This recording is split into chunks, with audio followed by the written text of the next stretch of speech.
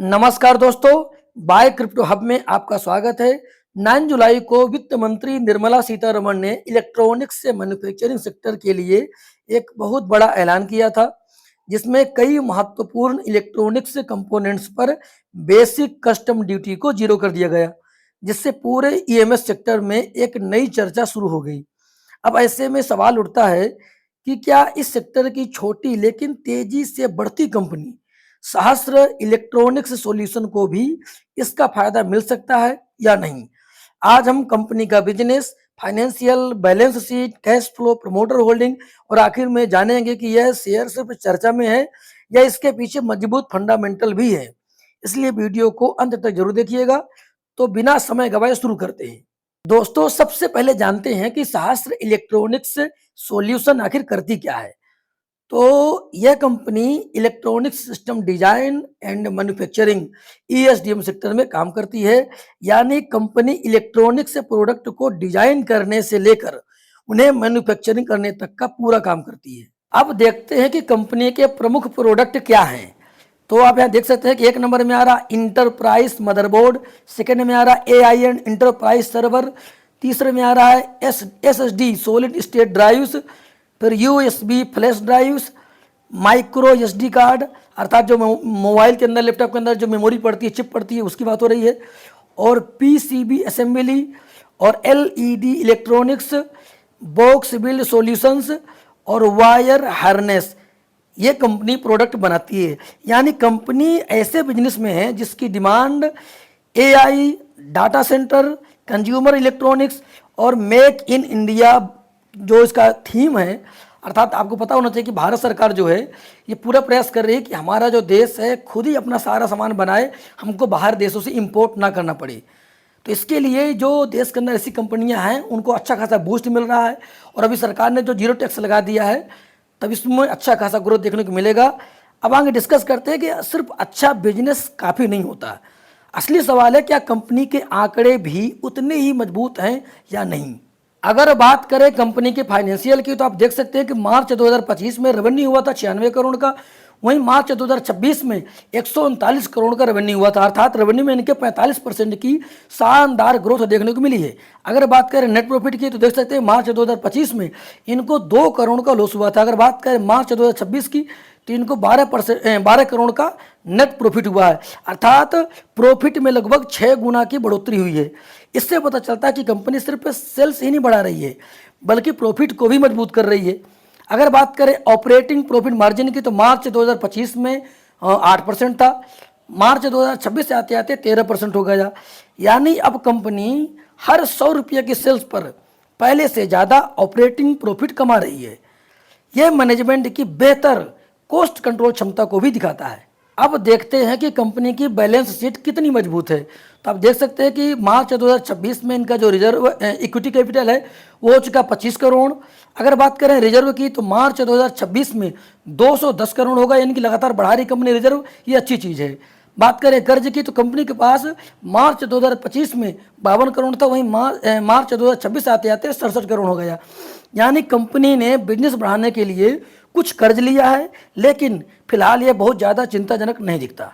लेकिन दोस्तों, अब आता है सबसे महत्वपूर्ण पॉइंट, जिसे कई निवेशक नज़रअंदाज कर देते हैं।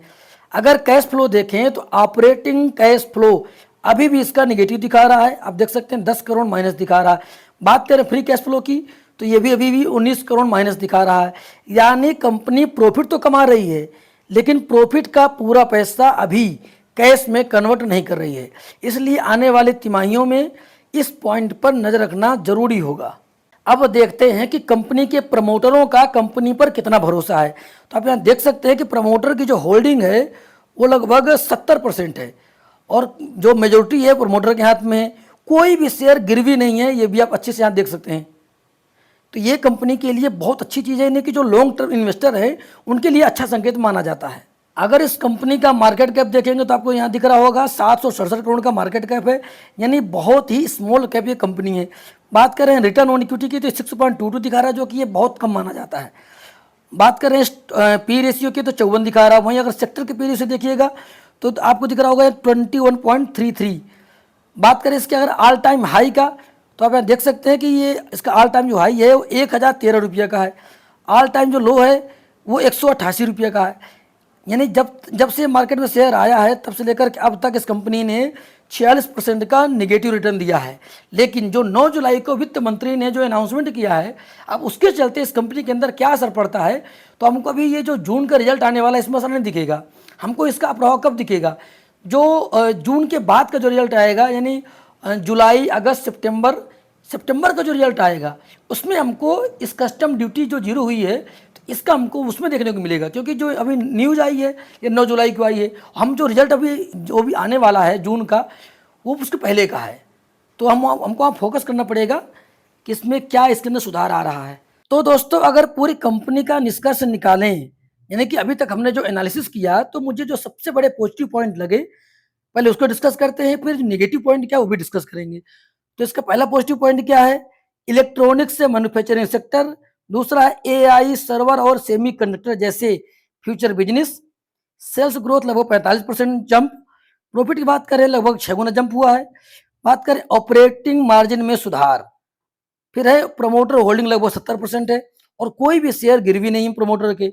इस कंपनी के लिए बहुत बड़ा पॉजिटिव पॉइंट है। लेकिन अब यहाँ एक सबसे बड़ा पॉजिटिव पॉइंट एक और जुड़ गया है। जो 9 जुलाई को सरकार ने इलेक्ट्रॉनिक्स से मैन्युफैक्चरिंग में इस्तेमाल होने वाले कई महत्वपूर्ण कंपोनेंट्स पर बेसिक कस्टम ड्यूटी को जीरो कर दिया। इससे पूरे ईएमएस सेक्टर को फायदा मिलने की उम्मीद है।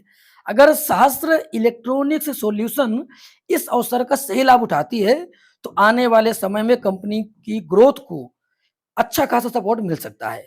अगर बात करें इसके नेगेटिव पॉइंट की, तो आप यहाँ देख सकते हैं कि ऑपरेटिंग कैश फ्लो अभी भी नेगेटिव है।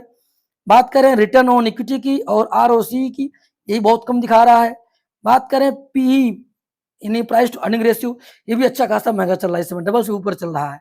तो दोस्तों सहस्त्र इलेक्ट्रॉनिक्स सॉल्यूशन एक ऐसी कंपनी है जो भविष्य के सेक्टर में काम कर रही है और हाल के फाइनेंशियल में भी अच्छी ग्रोथ दिखा रही है। लेकिन किसी भी निवेश का फैसला करने से पहले कंपनी के आने वाले क्वार्टर, कैश फ्लो और एग्जीक्यूशन पर भी नजर रखना जरूरी होगा। अगर आपको हमारी यह एनालिसिस पसंद आई हो तो वीडियो को लाइक करें, चैनल को सब्सक्राइब करें और कमेंट करके बताइए कि अगला एनालिसिस वीडियो आप किस शेयर पर देखना चाहते हैं। मिलते हैं अगली वीडियो में, तब तक के लिए राम राम।